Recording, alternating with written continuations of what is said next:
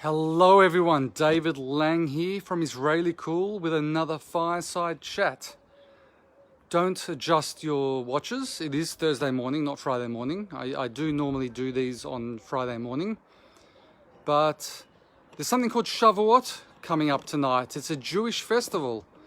Many of you, the non-Jewish friends and followers of mine, may not have heard of Shavuot, but it's hugely important. It doesn't get top billing like Passover and Hanukkah, but we basically commemorate, celebrate the giving of the Torah to the Jewish people. The Torah is our holy book, what our non-Jewish listeners would call the Old Testament, but we call it the Torah.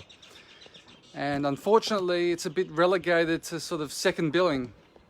The festival where Jews customarily eat dairy products like cheesecake and blintzes. So you might ask the question as you see the meat barbecuing in the background. Well, why am I barbecuing meat today if I should be eating dairy? Well, we have what's called a double header coming up. We have Shavuot and then we go straight into Shabbat. So I'm already barbecuing for Shabbat because, as Walter in The Big Lebowski said, Shoma Shabbos. I am Shoma Shabbos, I keep Shabbat, and therefore although technically speaking I could actually barbecue on Shavuot, but I'm actually going to my brother and sister-in-laws for Shavuot, and I'm going to be bringing a little bit of a present in the form of the meat that you see in the background. And don't worry, it's on the low flame, so it's not going to get burnt, but I'm concentrating on this talk. I should also point out at the beginning of this talk that these fireside chats, I'll only do them if I feel I have something important to say. I'm not one of these people that likes seeing their ugly mug on Facebook and social media. I really don't. But if I feel I can transmit an important message because Israeli Cool does have a decent following, I will. And I thought about it, and there's something really on my mind today that I do want to talk about. And I want to discuss the murder of George Floyd in the United States, the African-American man at the hands of a white policeman. And I'm not here today to say how vile it is. We know how vile it is. It was murder. It seems ostensibly as murder from the footage that we saw. A white policeman putting his knee on the neck of George Floyd, and George Floyd begging, saying, I can't breathe, I can't breathe. This was all caught on video. And then he expires because the policeman didn't take his knee off George's neck. And it definitely seems like murder, whichever way you put it. But I'm not here to be one of these virtue signaling people on Facebook, to say, oh, I'm a good person and this was a vile murder. Everyone knows that. Any decent person knows that. What I want to talk about today here in Israel is the disgusting and vile co-opting of George Floyd's murder by so-called pro-Palestinians and Palestinians, which I described last week in Friday's Fireside Chat as being anti-Semites. Mostly anti-Semites, and definitely all about negating Israel and not really about being about Palestinian Arab rights. And it's infuriated me, and I want to bring it to everyone's attention. And I have African American friends, and I hope that you will watch this video, and maybe I'll send it to you, because you guys are being played. You guys are being played, and you should be. If I was you, I would be shouting from the rafters about the disgusting things which are going on. And what am I talking about?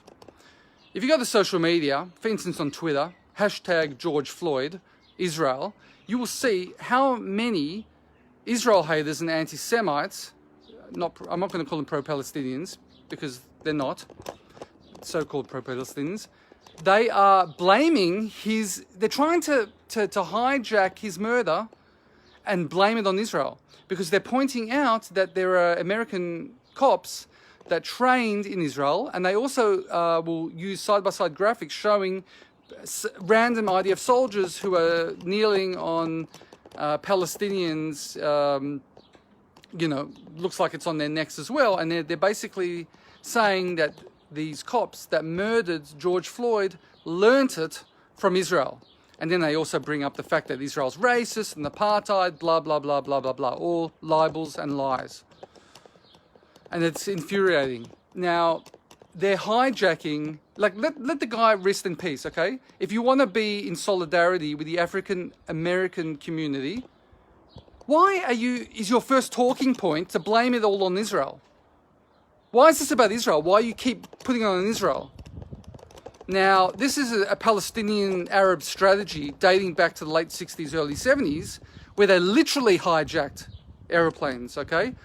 But they were literally hijacking aeroplanes, and they brought that airplane hijackings back into the mainstream, and they popularized airline hijackings, but they were really figuratively hijacking narratives and other legitimate causes. When I say other legitimate causes, I mean actual legitimate causes, unlike the false Palestinian cause. Okay, and I'll go into that, and I stand by those words, because as a student of history and someone that cares about the truth, I have no compunctions about saying it's one of the biggest frauds of the 20th century, and I stand by that. Okay, and I'll talk about that. I've spoken about it a little bit, but I'll speak about it in other talks. And this is something that they've been doing ever since. Now, we see in recent times, Linda Sarsour and the intersectionality movement, they've kind of brought it back into popularity. What do I mean? So Linda Sarsour, and I've actually posted this on my website, Israeli Cool. She spoke about this at the CARE dinner back 5-7 years ago, something like this, where she talks about solidarity with the black community, the African American community, because it's, we scratch their back, they'll scratch our back. There's nothing altruistic about it. She tries to, pitch her wagon and the wagon of the Palestinian cause to the African American cause. African Americans are suffering, and there is police brutality for sure, absolutely, and they've suffered so much over the years. But Linda Sarsour has a deliberate strategy, and her acolytes have a deliberate strategy to make this all about Palestine. And so intersectionality, they try to bring the so-called Palestinian cause, the fraudulent Palestinian cause, into other causes, minority causes like the African American cause, Black Lives Matters, etc. Of course, Zionism, which is basically the Jewish aspirations to be back in their homeland. That's excluded from this intersectionality. And Linda Sarsour compares us Zionists, which are 95% or 99% of Jews around the world who love Israel, to white supremacists. And she's gaslighting everyone that isn't paying attention. So this is what is going on right now, and the cause is being hijacked. The Black Lives Matters. Now, there's also a video that I posted before, and you can check it out. Maybe I'll put it in the comments, of Linda Sarsour at one point saying, before I put on the hijab, I was just a white woman from New York, to calling herself and fellow Muslims, women of color or people of color. And again, it's a deliberate strategy to hijack the legitimate cause of the African Americans with the fraudulent Palestinian cause. And it's disgusting. It's about making everything about them. They're very self-centered. The Linda Sarsours of the world. Now, in comparison, you go back to the civil rights movement, and you see that Jews were at the forefront of the civil rights movement because it was the right thing to do. They weren't expecting anything in return. The civil rights movement of the 50s and 60s coming right after the establishment of the State of Israel. You didn't see the Jews trying to inject support of Israel into everything, predicating their support for the African Americans in the civil rights movement on support of Israel.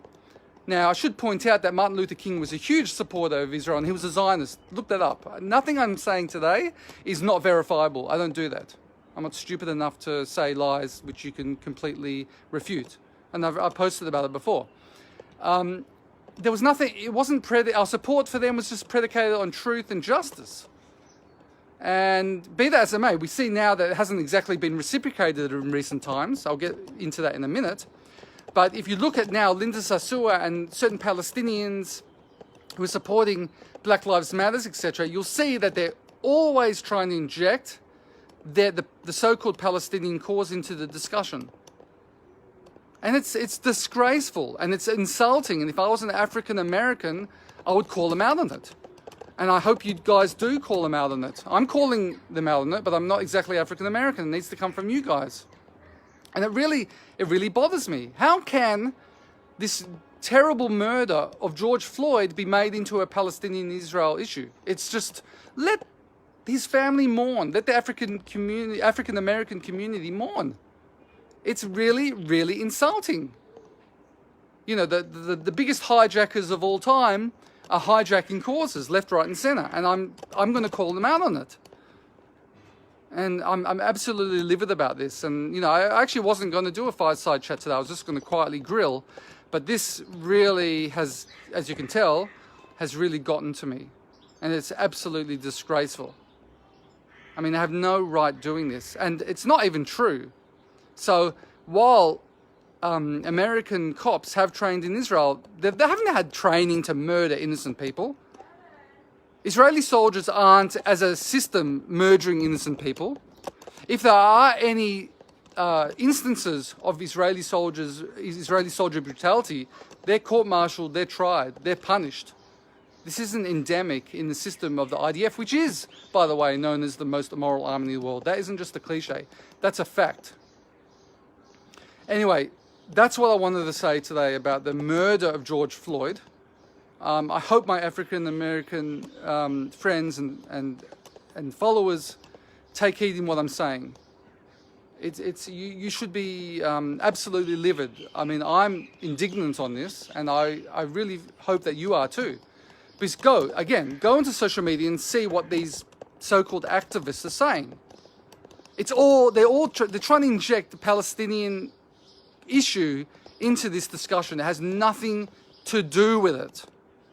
Absolutely nothing to do with it. Let the man mourn. Let his family mourn. Let the African-American community mourn.